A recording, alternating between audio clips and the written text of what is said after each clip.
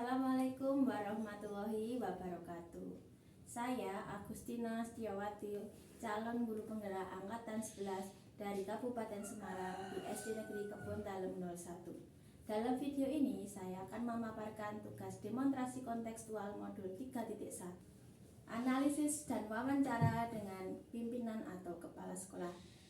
Di sini saya didampingi oleh Bapak Kepala Sekolah SD Negeri Keberongkol 4, yaitu Budi Santoso.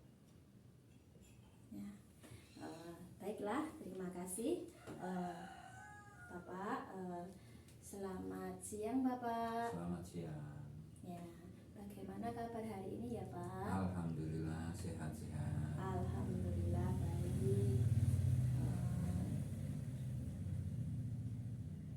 Di sini nanti kita sharing-sharing ya Pak tentang bujukan moral atau dilematika dalam pemecahan permasalahan di sekolah.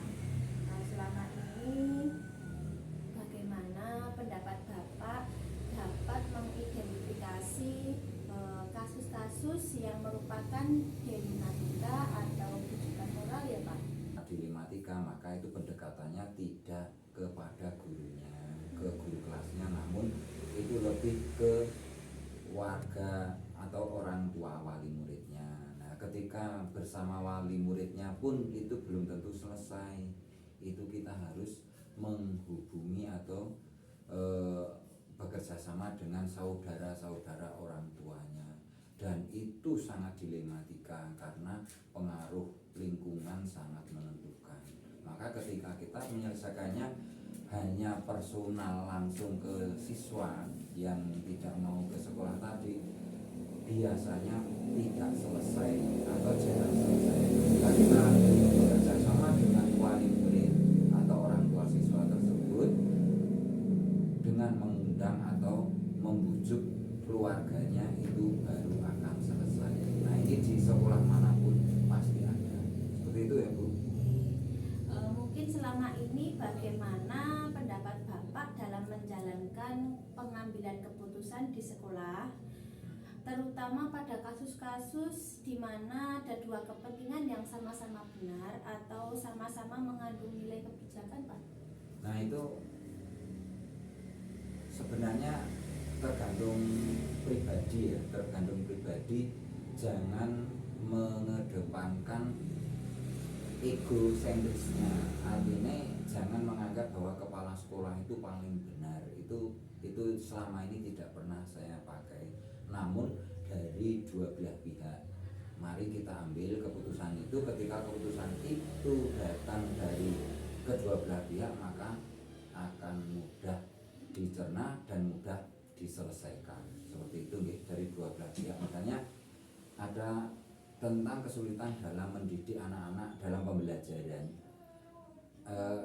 Dari salah satu guru itu biasanya dia tuh ego, harus seperti ini, sementara untuk merdeka belajar tidak harus begitu misalnya.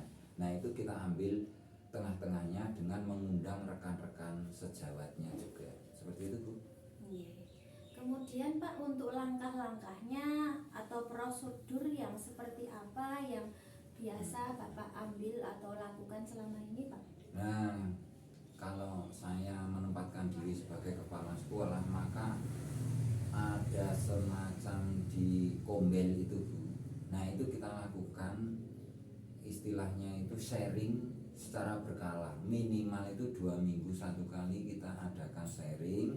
Nah, masalah-masalah apa yang muncul, tujuannya apa? Jangan sampai masalah itu menumpuk dan akan menjadi gunung es. Nah, jadi gunung es meledak, susah mengatasinya.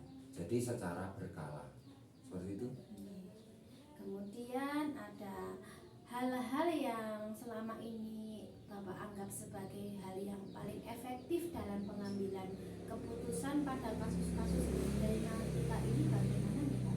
Yaitu tadi kan paling efektif itu tadi, kita mengundang personalnya dulu. Setelah kita ketahui masalah yang paling urgent yang mana, masalah yang susah dipecahkan yang mana, ketika kedua belah pihak antara saya dengan yang bersangkutan tadi kok tidak ada titik temu, maka kami akan mengundang rekan-rekan sejawatnya. Baik Pak. Kemudian hal-hal apa saja yang selama ini merupakan tantangan dalam pengambilan keputusan pada kasus-kasus dilematika etika ini Pak? Yang paling susah sekali itu gini, ketika ada senior ataupun junior. Nah, senior junior ini yang susah mengatasinya. Contohnya yang senior junior itu begini Bu, misalnya ada seorang rekan guru itu sudah sangat lama belum pernah dimutasi di sekolah itu, dengan guru yang sebenarnya secara intelijensi beliaunya lebih cerdas, namun baru di sekolah itu. Nah, itu susah untuk mengatasinya karena merasa bahwa guru yang senior yang sudah lama di situ merasa segala sesuatu mudah diputuskan atau mudah dipecahkan jika ada masalah menurut caranya beliau. Nah, itu yang sangat susah. Nah, itu pendekatannya memang sangat personal. Baik Pak. Untuk apakah Bapak memiliki sebuah jadwal tertentu dalam sebuah penyelesaian kasus dilematika etika niki? Apakah ada langsung penyelesaian di tempat ataukah hanya memiliki sebuah jadwal untuk menyelesaikannya? Bentuk atau prosedur seperti apa yang Bapak lakukan nih Pak? Ya, kalau sesuatu masalah itu kan ada yang urgent yang harus segera diselesaikan, itu tidak mengenal waktu Bu. Kalau itu urgent harus segera diselesaikan, dampaknya kalau tidak segera diselesaikan akan keluar. Nah, kalau sampai keluar dari lingkungan sekolah, masalahnya akan memperburuk citra sekolah. Jika masalahnya bisa kita jadwalkan, maka akan kita jadwalkan. Cara menjadwalnya bagaimana? Yaitu tadi, kita akan adakan supervisi. Nah, biasanya supervisi kalau untuk penyelesaian masalah yang tidak terlalu urgent, kita ambil di hari-hari tidak efektif, misalnya di hari akhir minggu yaitu Sabtu biasanya. Itu kami adakan sekalian supervisi. Ngatan Ibu? Kemudian adakah seseorang atau faktor-faktor yang selama ini mempermudah atau membantu Bapak dalam pengambilan keputusan dalam kasus-kasus dilema etika niki Pak? Ya, jelas kita setelah dipelajari, kita kulik dari dalam warga sekolah, biasanya ada orang-orang tertentu yang dapat segera bisa menyelesaikan, dan itu tidak harus secara umur kecil masih sedikit atau umurnya belum tua, itu kadang-kadang justru bisa, dan itu adalah trik-trik tertentu.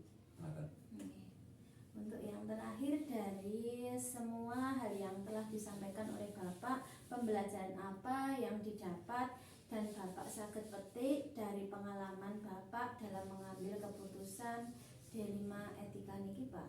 Nah, yang dapat dipetik adalah ketika kita bergabung dalam satu organisasi yang baru kita masuki, maka yang pertama adalah adaptasi. Itu kita harus mengetahui karakter personalnya dulu. Setelah karakter personalnya kita ketahui, kira-kira kita identifikasi masalahnya dulu, asal masalahnya dari mana. Setelah kita tahu akar masalahnya, maka akan mudah kita menyelesaikannya. Baik Pak, dari pemaparan Bapak sangat luar biasa sekali. Mudah-mudahan sekolah Bapak tambah maju, Amin. tambah berprestasi, Amin. berkembang pesat untuk mencerdaskan anak bangsa. Terima kasih atas kerjasamanya Bapak. Saya ucapkan, bila saya ada salah kata mohon maaf. Saya tutup. Wassalamualaikum warahmatullahi wabarakatuh. Waalaikumsalam warahmatullahi wabarakatuh.